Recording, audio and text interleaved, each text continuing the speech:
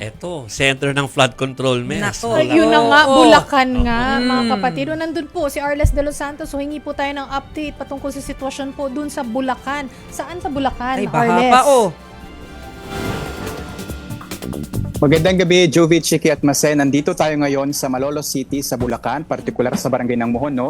Ito yung medyo duludulong barangay, no? Kung saan yung baha nga, makikita ninyo dito sa aking paligid, nananatili pa din kahit ngayon bahagyang tumigil ang pag-ulan. No?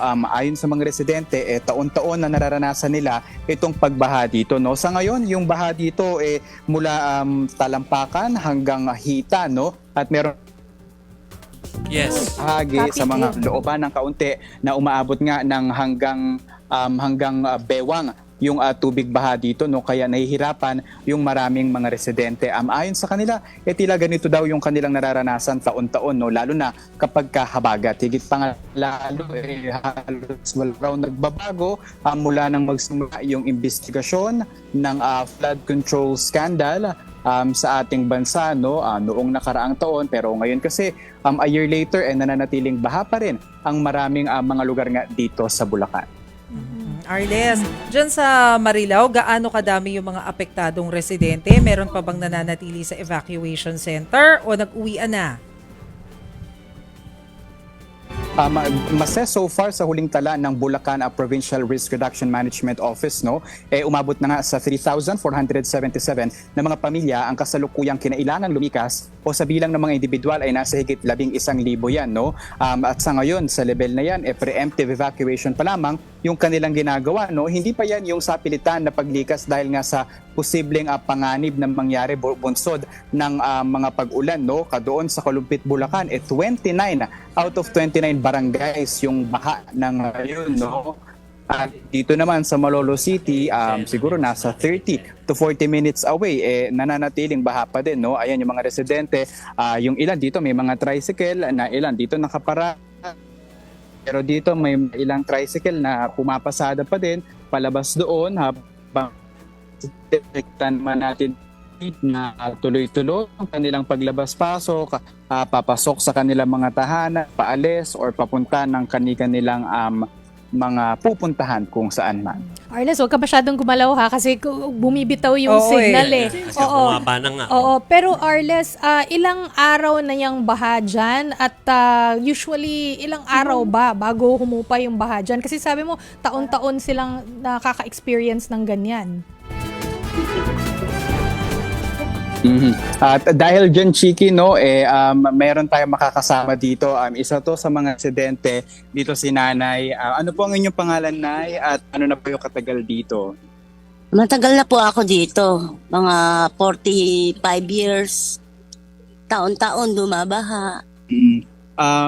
Gaano po katagal kadalas yung baha dito sa lugar ninyo nag-i-stay? Matagal din po.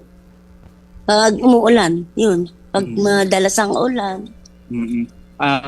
Na ano pong epekto inyo kapag ito kagaya niyan maulan at baha dito Arles, sa inyo?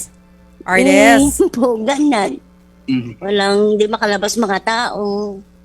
Yan. Arles? Yes, Mase. Oo, kaya mo bang pumihit ng bahagya para makita natin yung video ni Nanay? Medyo bumabagsak kasi yung signal para mas makita Eto. namin. Oo. Eto, Mase, naririnig ba tayo at nakikita ng maayos? Nako, talagang ano. Medyo Wala, mahina na audio ang lang signal. ngayon. Pero malinaw naman yung audio, Oo. medyo nawala lang yung video. Sige, go ahead, Arles. Dito lamang yun sa Malolos City sa Bulacan, nasa 4 na araw kadalasan yung paghupa ng baha, no? Pero doon sa isang napunta natin sa Marilao sa Bulacan, tumatagal ng hanggang 5 araw hanggang 7 araw yung baha doon, no? Iba pa yung usapan doon sa Kalumpit, Bulacan, dahil sa ngayon yung pinakamataas na naitala ng high tide meron din, no, kabukod sa pag-ulan, dala ng habagat may high tide din na nagpapataas pa ng tubig doon, at ang sukat niyan ay nasa 4.76 meters yung kanilang nararanasan doon na high tide, no, kaya mas lalong nalubog yung maraming mga barangay doon, no, at gayon din sa mga kalapit nitong bayan kagaya ng Hagonoy at doon malapit sa Bukawi at hanggang doon sa may Pandi at Giginto sa Bulacan. Arles, nag-anunsyo na ba sila yung LGU kung may pasok bukas dyan sa Bulacan? Ang alam natin, Mase, nagkansela na ng klase doon sa Kalumpit, Bulacan, pero isa pa lamang yon sa mga munisipalidad dito sa probinsya ng Bulacan, at aabangan pa natin yung sa susunod na mga oras dahil hanggang sa ngayon ay nakataas pa rin yung orange rainfall warning dito sa Bulacan, no? At yung mga residente ay pinapayuhan pa din na magdala ng kanilang mga pananggalang sa ulan, o kung maaari naman yung mga mangingisda ay iwasan muna ang paglalayag, no, at panguhuli ng isda dahil nga sa posibleng ragasa ng tubig. At gayon din naman sa mga residente na kailangan na talagang lumikas, wag nang magdalawang isip dahil bukas naman ang mga evacuation centers sa iba't ibang munisipalidad dito sa Bulacan. Okay. Okay, yan na muna sa ngayon. Arles de los Santos, maraming salamat sa iyo. Ingat kayo dyan. Ingat, Arles.